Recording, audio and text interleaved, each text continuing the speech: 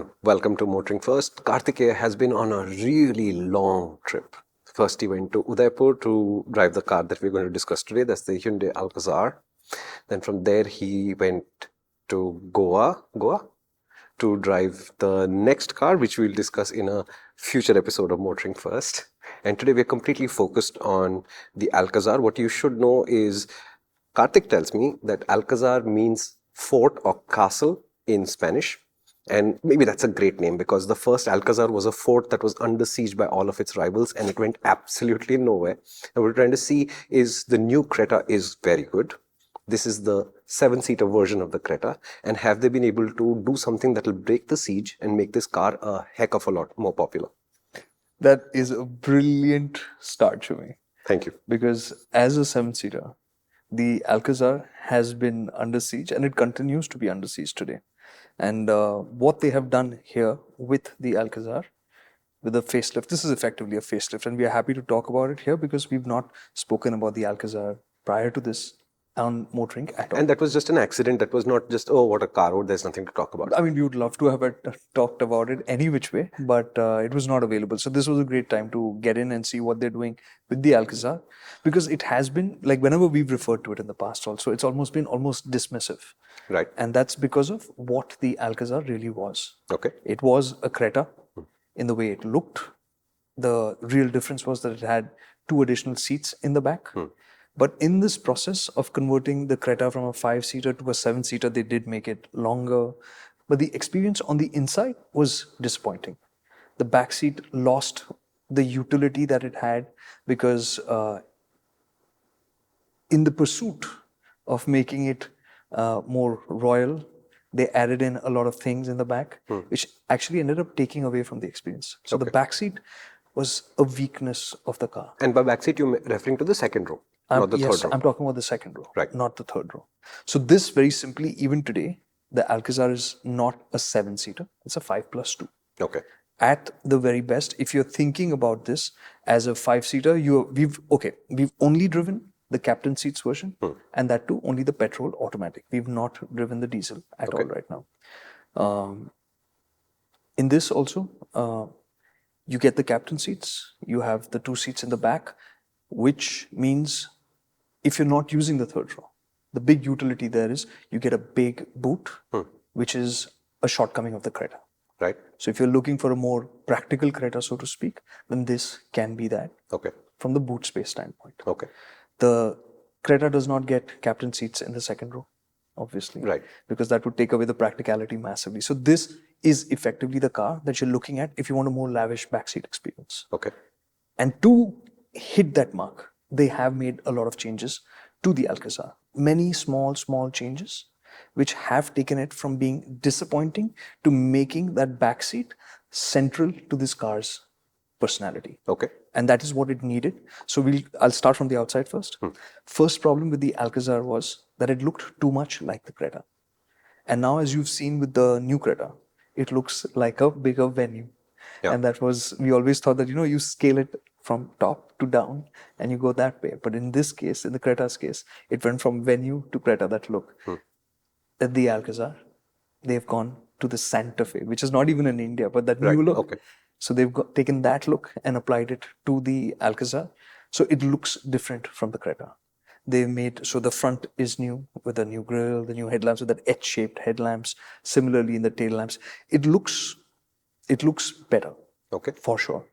It looks more like, it has a more classy vibe to it than the Creta's look, whatever it may be. So it is a different looking car from the Creta now, which is a good thing. On the inside, of course, it does borrow a lot from the Creta. Before I move to the inside, its dimensions have changed.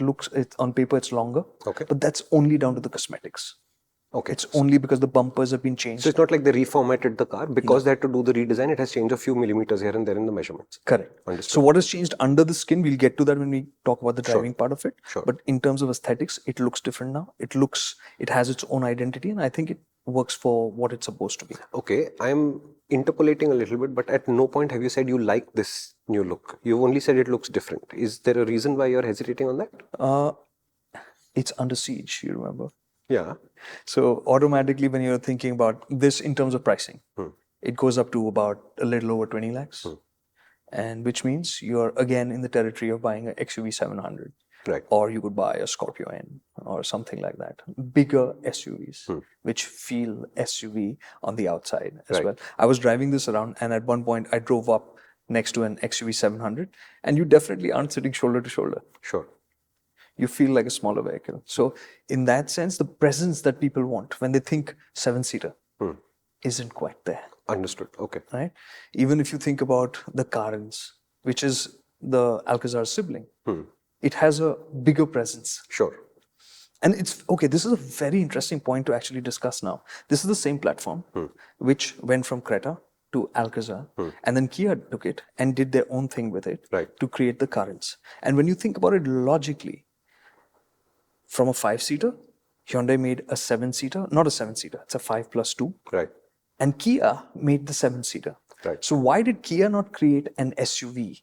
Because with that platform, when they stretched it even further to the max that the platform can do, the proportions changed, which is why we keep talking about proportions is so key to design. Right? Sure. When it became that long, you can't change the width that much. The height did change, but it could no longer be called an SUV. Right. And Kia did the clever thing of instead of calling it an MPV, they called it an RV and confused everybody with what it was. Right. So that tells you that what they needed to do to make it a proper 7-seater would have been to lengthen it further like Kia did.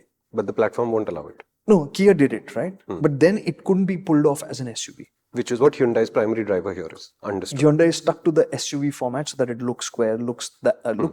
I mean, we have that SUV bias, right? As soon as it's an SUV, it's like it's better. And you can charge a premium for it, etc. So they stuck to that format, whereas Kia went the MPV route and they managed to make it a 7-seater, whereas this is a 5+2. Okay. So that is the difference between the two. Broadly, if I have to tell you, very quick decision if you want to make when it comes to the back seat, you want the captain seats.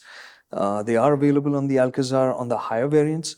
The Carens offers you captain seats versions, right from about 13 lakh rupees. Understood. So this product has been one of the weakest from Hyundai.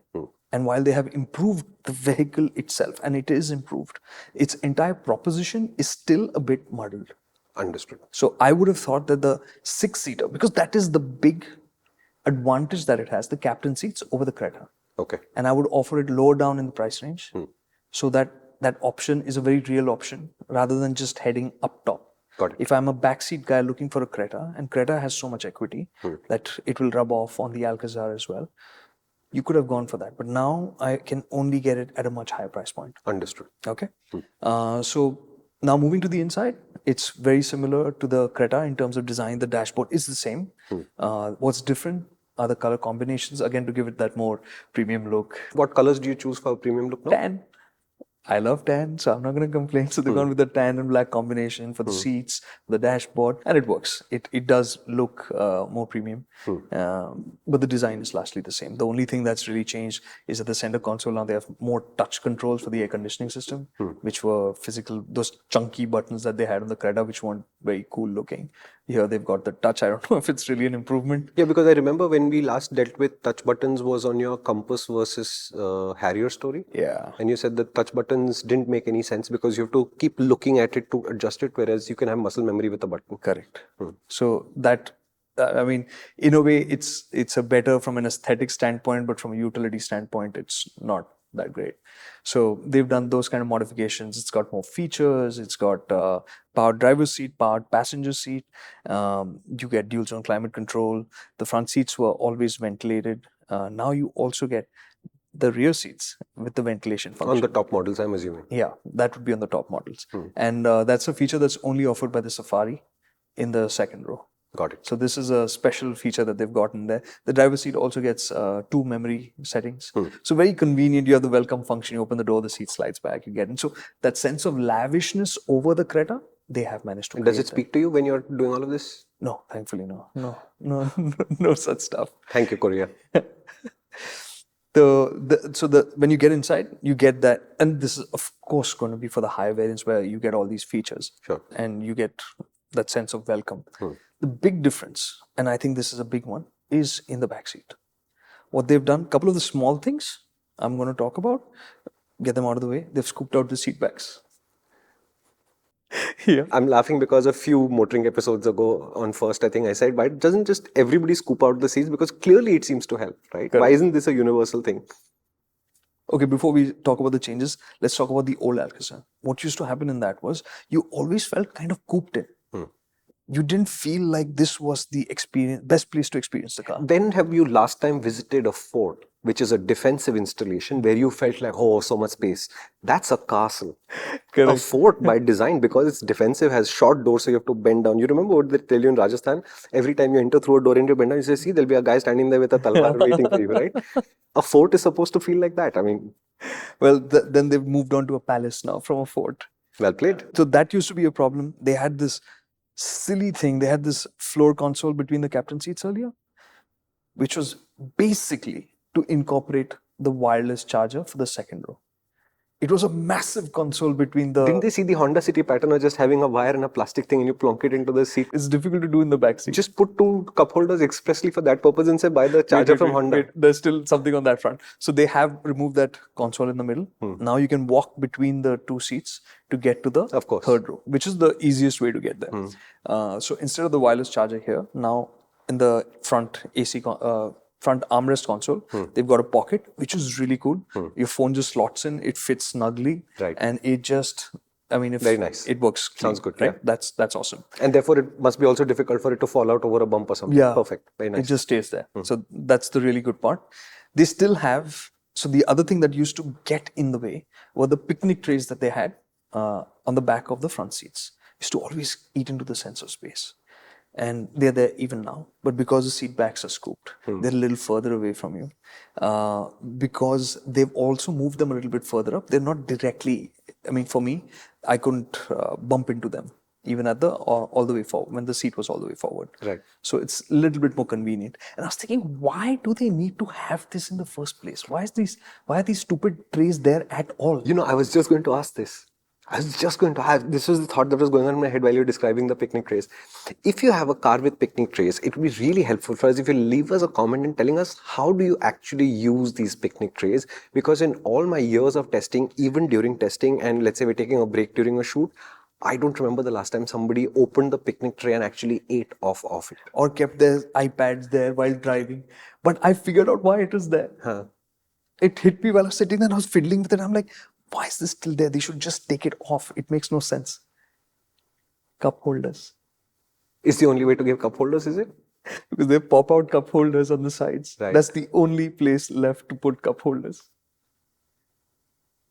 That's the only, I mean, okay, I may be wrong, but this is the only logical reason I can think of why you must have that stupid picnic tray there. Because there's no way, I can't imagine putting an iPad on it because they're fairly chunky. No, I'd want to mount it to something so that if the car goes or bump or something, I'm not immediately reaching for the iPad to stabilize it. No, I'm telling you straight away, if I had an Alcazar and I'm occupant of the ventilated and fancy captain seat in the back, I would immediately go to Amazon and buy one of those tablet mounts that mount on the headrest stop. Shaft. And then you basically mount your iPad on that and done. And when I see a cab guy, for example, using a magnetic mount for their phone, as much as they say nothing happens and the magnets are strong enough, I wouldn't do it. I would still want a clamp so that it's firmly clamped into place, and that's how I would operate this. So totally buy your point. Okay, so all these improvements are there. So the tray is out of your way, and the reason it's there is for the cup holders. That's my sense of it.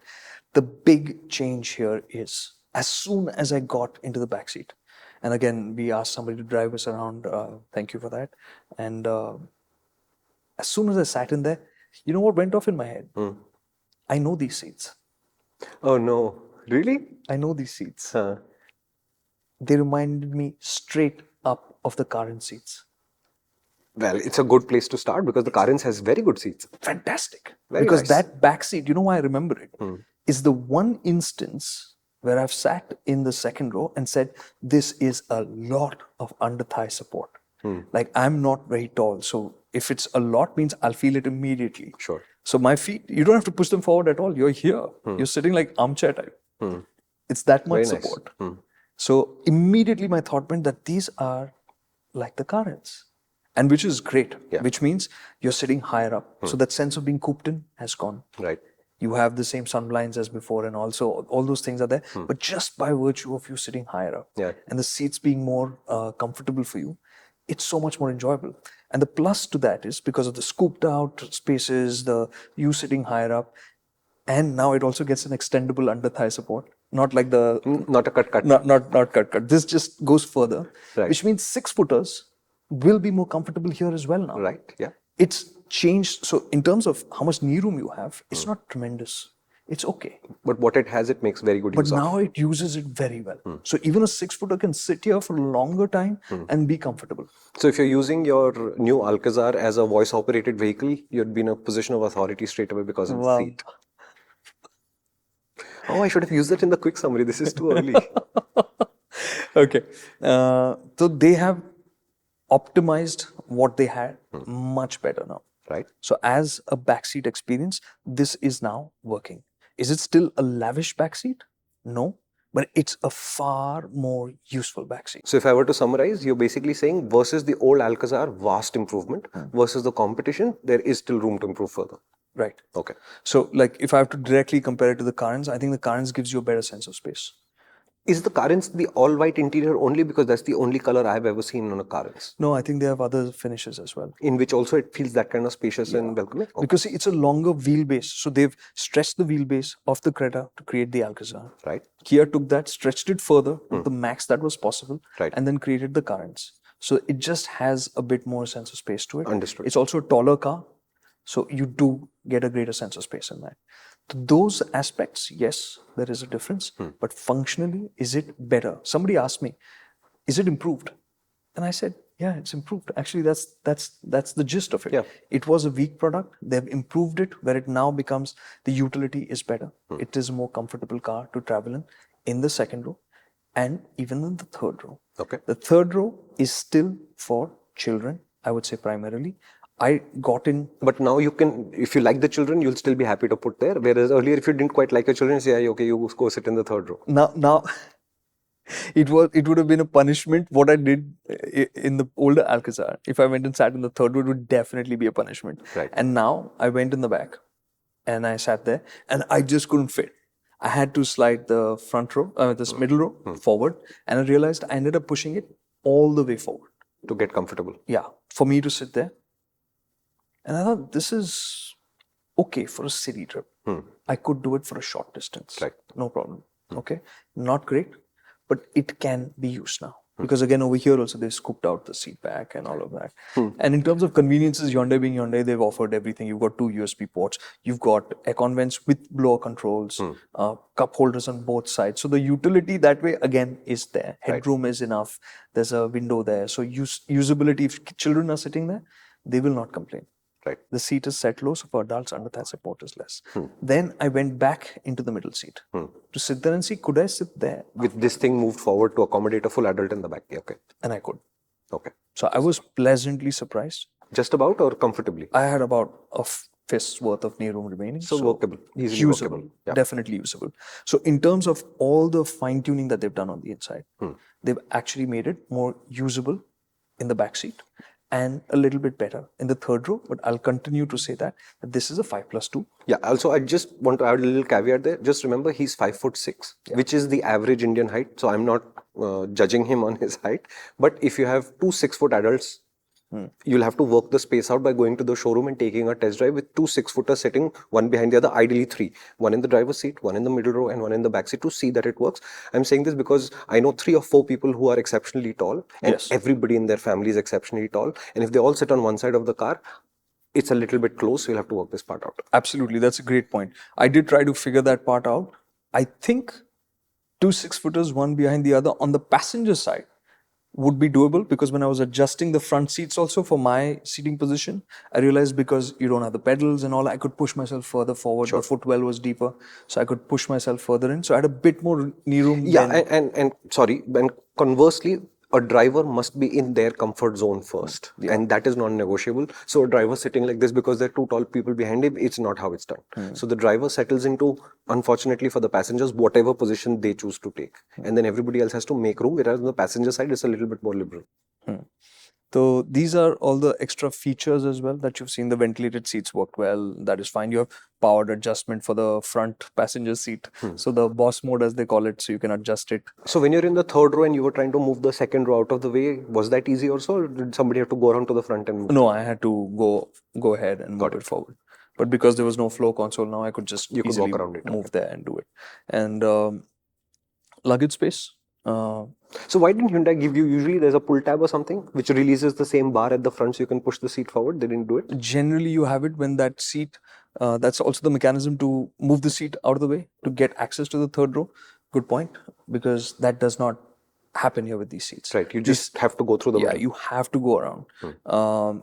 In this, the seats kind of fold forward a little bit and slide a little way forward, which is nowhere near enough for you to make your way through that space. It's not enough. You have to walk in through the middle, which is why I don't really imagine adults doing this on a regular basis. That's another reason why the third row is very clearly meant for children. 5+2, clear cut. Correct. Okay. As I said, if the third row folds down and it folds down flat, so you've got a big boot there. If you don't fold it and you're using the third row, I have a pick. It's a medium-sized suitcase, largish. To fit it in, I did manage to. I had to just unrecline the third row a little bit, set it a little bit upright. But you get a sense that it's not very large. If you're traveling with 7 people for a weekend, Roof rack. where it's legal, because it's not legal everywhere. Oh, really? Yeah. It's a state-wise thing? Yeah, it's very bizarre. Okay. So the boot isn't that large, but it's usable But enough. if you're using it in 5-seater mode, then it's spacious enough. Yeah, easily. Even with the captain seat. These seats fold flat? Yes. Okay. So if you fold one of the third row seats down, you've got enough space. Got it. You can pack in a fair amount. So there. 5+1 plus lots of luggage? Yes. 4+1, because the middle row is. Oh, sorry, 4+1, captain seats. Yeah. Right. Right. The bench version we've not driven.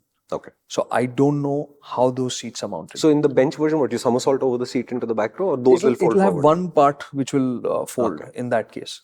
But my bigger concern about the bench one, and this is something that you will have to check in the showroom because we have not tried it out, is that the low hip point, I would guess, would continue to be the case even with that car. Correct. Because these seats altogether are different, the captain seats. Yeah, so you're wondering if Hyundai has matched the hip point across from the captain seat to the bench.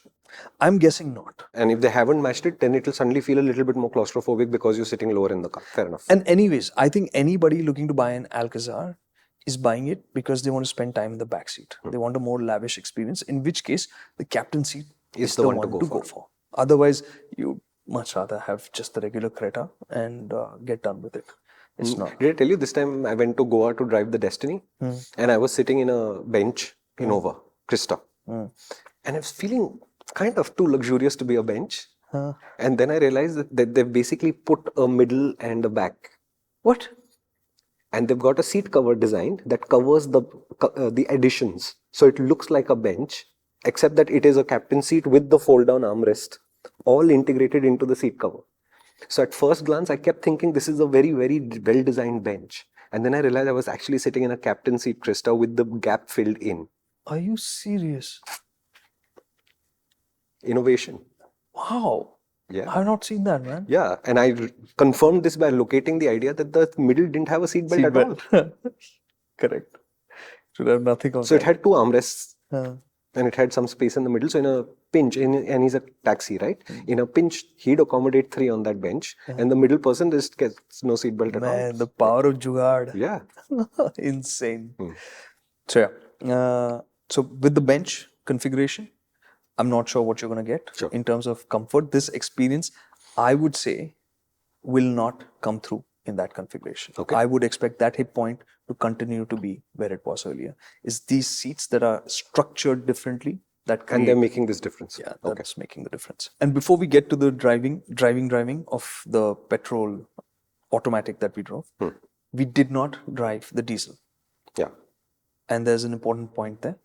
Because of all the things that we didn't drive, there's lots of key bits that you need to know. Okay. So like this with the bench version, I'm guessing the hip point will be low. Now the diesel has a few misses compared to the petrol. Okay. For instance, it doesn't get a sunroof. That's not a miss. For people from a purchase consideration standpoint, the interesting thing is why it's not there. So it doesn't get the sunroof. It doesn't get a spare wheel. That should be your clue. So to manage the weight of this car, itna farak hai diesel mein. Because this entire platform has also stepped up. Right. So like they did with the Creta, when they did the facelift, the Creta, the Seltos, the weight went up by about some 40 kilos or something like that. Now with the Alcazar, the weight has gone up by about 52, 54 kilograms. A lot of the panels have been made thicker. They're using higher strength steel. There's more bracing to, again, all from a crash safety standpoint. So all that weight has gone up. And what Hyundai says, and this is so telling about who we are as people. Right? They said, if the number goes from 20 point whatever it is to 19 point something, it can change your perception of the car. Yeah.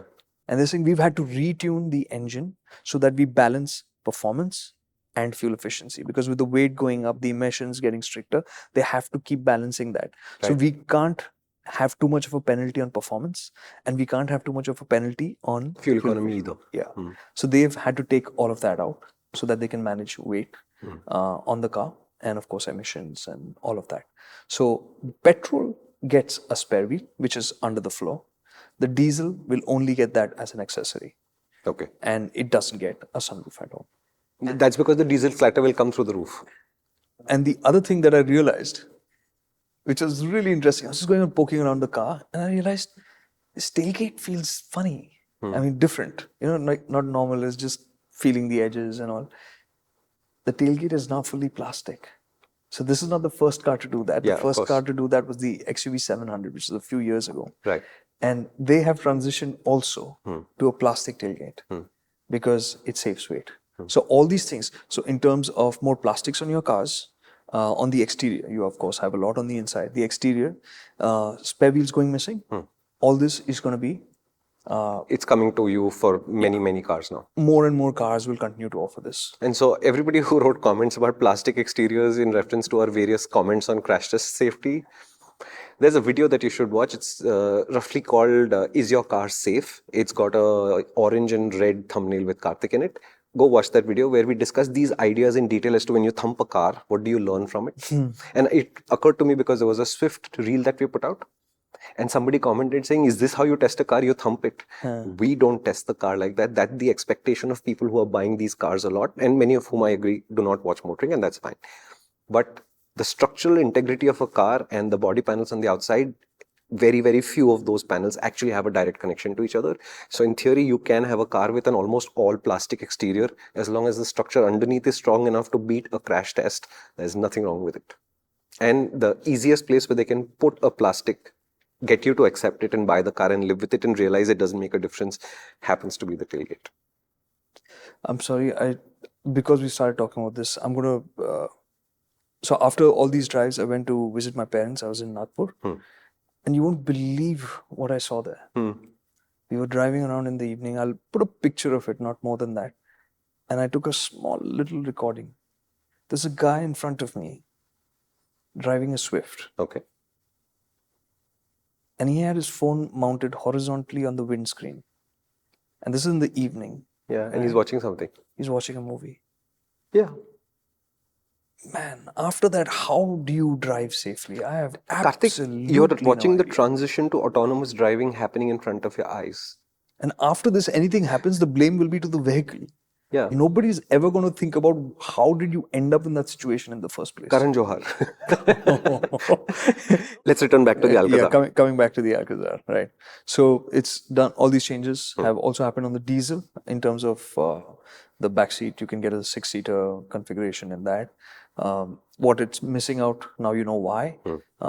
We didn't drive it, so I can't tell you what it's going to be like, but that engine has always been a great, smooth, efficient, sophisticated experience, and I don't expect that to change. Right. So it'll be a great pick for somebody who wants to cover a lot of kilometers.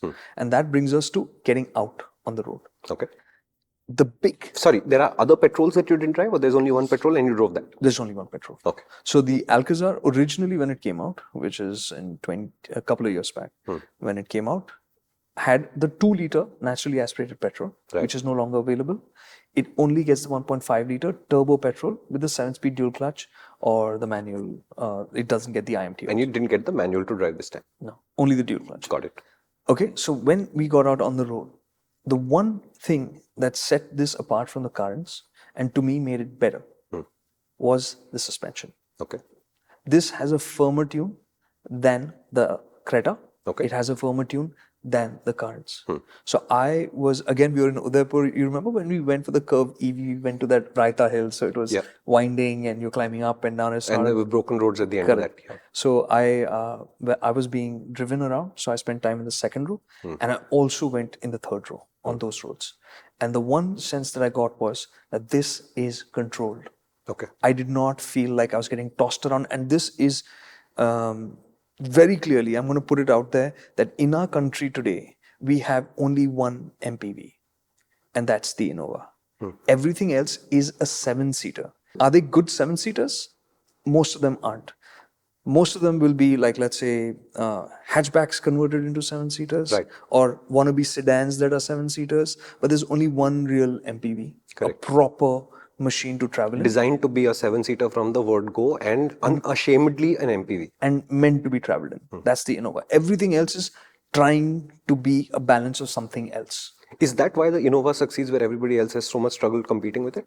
Now that we have spent so much time with these 7-seaters, and over the last 2 years, we've spent a lot of time, it's become clear to me that the reason why the Innova succeeds and continues to in everything it does is because it's an MPV first. Right. It's not trying to be an SUV that has 7 seats. Right. It's not trying to be a car-like vehicle that has 7 seats.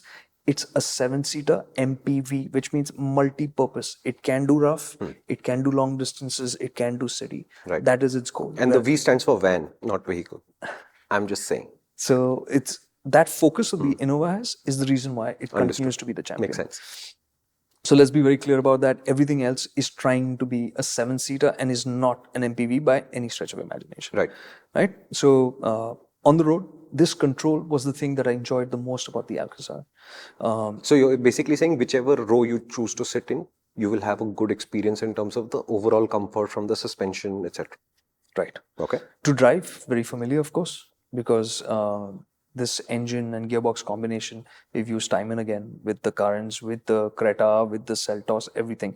It's smooth, it's sophisticated, it's easy to drive, especially this generation when it became 1.5. The older one was the 1.4 liter that didn't have the responsiveness at low revs so that you could drive it calmly.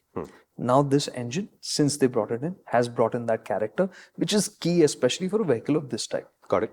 So it helps build that experience up. The only thing in this, that firmness was something that I like the control of it. But the one thing on this car, which again doesn't work for me, are those 18-inch wheels. This is something we spoke about with the Seltos as well. Yes. This ride just becomes a bit brittle. Right. Every now and then you're going over broken roads, potholes and all. At many places it handles it nicely. But suddenly once in a while it'll go tuck. And that is the experience I do not like. 17 inches would have balanced it out like we've seen with the Creta. We've seen it with the Seltos. And just to put a point on it, Karthik has discussed other cars with 18s and it takes a lot of tuning to make it really, really work. And in the case of Hyundais, we keep circling back to the fact that the 17-inch Hyundais, they seem to just do it better than the 18-inch Hyundais. That's all the point he's making. In theory, that means if Hyundai were to pay more attention to tuning, this could be tuned out to the point where the 18 itself is not a problem. Which is what we saw with the N-Line. When they went to 18s on the N-Line and they tuned the suspension for it, it created a great experience. Right. It created a great experience. So in this, considering that it's meant to be a leisure travel machine, right, I would have wanted 17s because the wheels, the tires would have felt quieter. The ride would have felt more supple. The cabin would have felt more relaxing because of all those factors. And on the road, that was the other thing I thought that they could and should have improved is the sound insulation. Because if the cabin were quieter, and that is something that the Carens excels at. Yes. It really shuts you out from the world outside. Yes, and given the fact that the Verna exists, we know that Hyundai knows how to do sound insulation. Absolutely. So it's a strange miss that the Alcazar won't get it. Correct. And which is why this has been one of those, it's like there's that one member in the family you just want, hey, are you sure you're from this family? That's why there's every family has a black sheep, right? And the black sheep idea is this, that they'll be just slightly odd and slightly out there. Yeah, so the Alcazar is like that. Yeah, our family is nahi hai actually. That's only because Hyundai doesn't have an equivalent of the Zen Estilo. No family wants that. No family wants that. No, that one's that goes too far. If you love the Zen Estilo, leave us exactly 4 hearts in the comments so we know who you are. And please unsubscribe. Hey, no. Don't do that. I'm sure there are other places where Okay, only if you have a Zen Estilo in purple.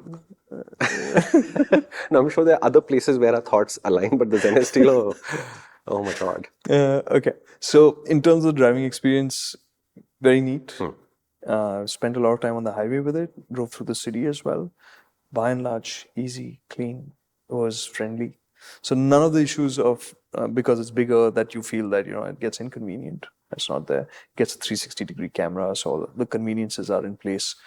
Front parking sensors. They've added all these features, and I think in terms of the 360-degree camera is strangely one of the things that I think Hyundai doesn't do that well. Okay. How they stitch the cameras together, the edges are always a little bit more visible than I expect. So it's a strange thing that I noticed, and I've seen it on other Hyundais as well. Sound system, fantastic. Okay. It's that Bose sound system. So the experience of traveling, listening to music and all of that, on point. What else other than that? Crash test ratings? So no crash test ratings yet, but like they said, it's certainly beefed up. Now we wait for the results to come. If it's on sale, it has cleared the mandatory 55 kmph crash test that the government requires. Yeah, they are saying that it is going to go for B and cap. It hasn't gone yet. They're going to start. Their vehicles are going to be going for B and cap now. So you'll start getting ratings in the next couple of months, I guess. Got it. From the different brands as well. Up till now, it's only been Tata, I think, who's got the ratings from there. So yeah, it'll take a couple of months, I'm sure. Yeah, but B and cap is marketing aware, so there's nothing to worry about. In terms of no, it's a real thing. We discussed it on the crash test podcast episode. I'll leave a link for you guys, but it's an actual thing. It's actually written into the clauses. The G and cap. No, even B and cap. Even B and cap. Yeah. Okay. So it gets all the stuff like 6 airbags and ESP and tire pressure monitoring system, which I love that it's there. Solid. So all the basics are in place. So to drive, that's clean. No, I'll just ask you a couple of questions before you go to your notes. So Carens or Alcazar, what would you pick? Carens. Yeah, because if I want a 7-seater, I want the more luxurious experience. It will be the Carens because of those finer points. Of it being better insulated. So you're saying the function of the Carens is so powerful that the fact that it doesn't quite have that SUV form is totally okay with you? And also the wow factor of the Alcazar. Yes. And those are big factors, like getting ventilated seats. That's a little bit of extra pampering, right, that you're getting. But the reason then you're going to end up, as you said, the one key reason to go for the Alcazar is the SUV type form factor. Right. That's basically it. But if I were to close my eyes on the outside, forget what it's like on the outside, and look inwards and say, what is it going to feel like? Which is the better experience? Carens. Okay. If anybody's confused between the Creta and the Alcazar, what would you steer them towards? Alcazar only if you are looking to spend most of your time in the backseat and you want to be chauffeured around. Absolutely. Absolutely. The Creta is the best, if not one of the best. I think you've said it was the best. It was the best, right? So for the backseat in this segment. So clearly, if you wanted just a 5-seater, that is fine. Right. But if you are saying that, no, I want to spend time in the backseat, primarily I'm going to be driven around, then Alcazar. Okay, last question. Alcazar N-Line? Oh, no chance. Please no. If you have to do that, please get Verna in line first. I think that's clearly going begging. Yeah, the Verna line is missing in action, no? Brought it back, Verna line. Yes. That's only because you can't pronounce the spaces. Yeah. Strangely enough, that's the one car that Hyundai keeps saying is not happening. It's odd, no? Yeah. And you've said repeatedly that when you drive that car, you have that sense of this car has so much exuberance that an N-Line would just bring it out and turn it into something spectacular. It's a great chassis in terms of how precise the front end is in the way it steers. You think that, man, this just needs to be dialed up 10, 15% at the very most. And what a thing. An enthusiast car it will become. You sparked some thought of over there in my head. I missed it. Verna. Okay. Okay. So quick summary time. Yes, sir. Just before that, one more last question. When you were driving the Alcazar, did you keep feeling the need to flash your headlights at people and immediately try to pass them? Let me think about it. No, not very much. Oh, good. Now I can go into my quick summary. I have all the information I need to make a good quick summary. Ready? Karthik has just returned from Udaipur, having driven the updated new Hyundai Alcazar.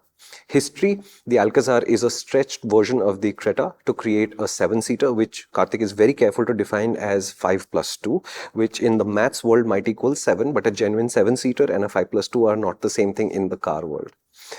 What you should know is that the closest car you have as a sibling to this is the Kia Carens. The difference is the Carens is very happy to adopt the role of a MPV, whereas the Alcazar retains a little bit of its SUV stance, and that determines a lot of decisions that Hyundai has made in creating the Alcazar.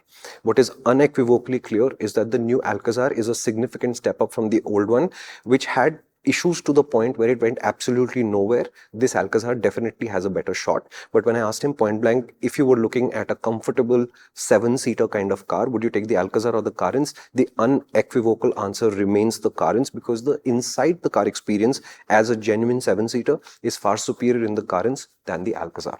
So, what you need to know is that the middle row, the second row of the Alcazar is massively better, and caveat there, Karthik only drove the 1.5 litre turbo petrol with the DCT automatic. It's the only version he got to drive. So we've not driven the diesel, we've not driven the petrol manual, but he had a good drive in the car. Like on the Creta, this is a smooth, easy engine to drive with enough performance for everything that you want to do. So you'll go pretty smoothly around everywhere. They have retuned the suspension a little bit, and what he said, in all 3 rows of the car, front, middle and back, he felt a sense of control, which means in the car over long distances or short journeys, you should be reasonably comfortable. The reason why he's calling it a 5 plus 2 is because the last row is kind of cramped. Children will be okay there, all the creature comforts are there, but the space is on a little bit of a premium. If you do move the second row forward, Karthik's 5'6", he said he could imagine that somebody would be driving, there'd be somebody about his height in the middle row comfortably, and somebody about his height in the third row also reasonably comfortably. Short trips okay, highway trips are a little bit of a challenge. If you have 6-footers in the family, I added, you should go to the showroom and verify that they can sit in configurations that give them space, because this is not the longest version of this platform. That remains the Carens.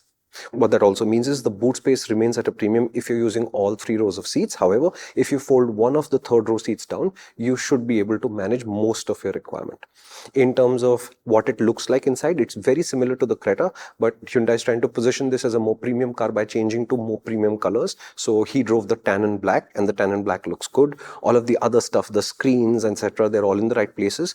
He drove the captain seat edition of the Alcazar. Those captain seats are set higher, so that sense of claustrophobia that was slightly there in the old Alcazar, it's gone with these seats. And you get ventilation options on these seats as well. In the front row, you get powered seats, and you've got memory functions in the drivers. So it does create a more premium experience now. What you should know is that there are bench seat versions of the Alcazar, which we've not tested. We suspect that they will not be as high placed as these captain seats, in which case the sense of claustrophobia might return, because it's not fundamentally a larger cabin. This is something that you'll have to verify when you drive it. So overall, it is a significant improvement on the old Alcazar for sure. There are still better cars than this, and you should go and test drive it before you decide what to do next. And if you're waiting for our opinion, we will get these cars here, do the view, and then we'll have the full picture. The only thing that he pointed out as a strong, it's there, you should watch out for it, negative, is these cars are sitting on 18-inch wheels, and when Hyundai typically puts 18-inch wheels, the suspension tuning works 90% of the time, but 10% of the time you keep feeling like if they'd just gone to 17s with the same setup, you'd have got a nicer car out of it. Now, other key things, if you buy the diesel, there's no spare wheel in the standard equipment, there is no sunroof option on the diesels at all, and that's basically to manage the weight and the fuel economy of the car, whereas the petrol, which is the lighter engine of the two physically, has both of these things in the setup. Have I missed anything? Plastic tailgate. And the only other thing is, like other cars before this, tell me if you know which car this is. If you watch the rest of the episode, of course, you know which car this is. But this car has a plastic tailgate, which to us is not really that big a deal. And honestly, if the manufacturer is constantly trying to manage crash test ratings and fuel economy requirement and the weight of the car, etc., I think a lot more plastics in the exterior of the car is something that will happen to you slowly. Does it automatically mean it's a less safe car? That has to do with the structure of the car, which is so far not plastic, which is more high strength steel than before. But exterior panels becoming plastic, honestly, it's more a perception thing than a real safety thing. To put a fine point on it, the Alcazar currently does not have crash test rating, but Hyundai has indicated that they will be sending the car to BNCAP and there will be a rating that you can see. They've said the car is beefed up for that purpose anyway, but if it is on sale, it has already passed a 55 km/h frontal crash test, which is the mandated requirement by the government for all four-wheelers on sale in the country today. Cool. So I'll just add, which I didn't tell you at that point. It just struck me. Rate my summary. So the cars without the spare wheel, they get a tire repair kit. I was trying to understand what it actually is. Is it a puncture repair kit or what? They said no, it's none of that.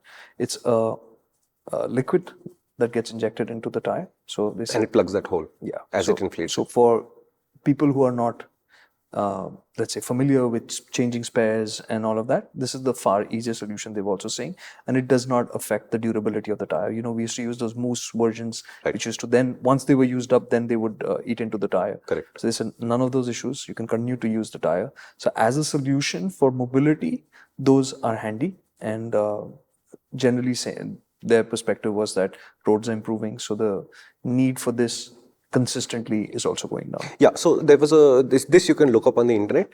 We were talking to Mercedes-Benz or BMW around the run flats when they just appeared, and what they basically said is that the number of tire related failures in vehicles have fallen to 1 in 3.3 lakh kilometers in Germany. And at that point, it became kind of stupid to have like a 30 kilo spare wheel sitting in the car the entire time for 3.5 lakh kilometers, knowing that you're not going to need it, which is why first the space savers happened. And now the space savers are disappearing, run flats have taken, and now they're saying, hey, we don't need any of this. You can just have a can of mousse, as it were. As India's roads get better, and no matter where you live, big picture, our roads are getting better, you're going to see more and more of these extraneous things start to disappear because they all have an impact over the global manufacturer's responsibility towards fuel economy, etc., etc. It does save them cost, but it's also a way for them to meet the government's requirements. So spare wheels will first get smaller, and then they will disappear entirely and be replaced with solutions like this. And as the number of incidents per mile start to fall, they will also become less and less critical to have in the car. Correct. And I will also stress on one more thing. The third row is children only. For adults, short city trips. Correct. And what he said is, if you didn't like your children earlier, the previous Alcazar was good enough. But even if you like your children now, the second row does have enough for them. Done. That's it. That's all there is to it. If there's anything that we've missed and you'd like to know more about, please do leave us a comment. We try and respond to all of our comments. And that is the picture of the Alcazar. After the Alcazar drive, Kartikeya went to Goa to drive another car. And we'll discuss that on the next MotorInc First. Thank you for watching.